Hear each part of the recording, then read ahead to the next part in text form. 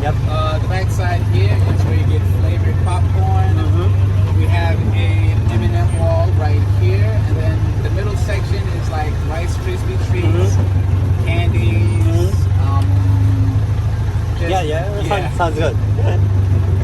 And then, of course, the Emporium right across is a long store going all the way up to kind of like next to the Casey's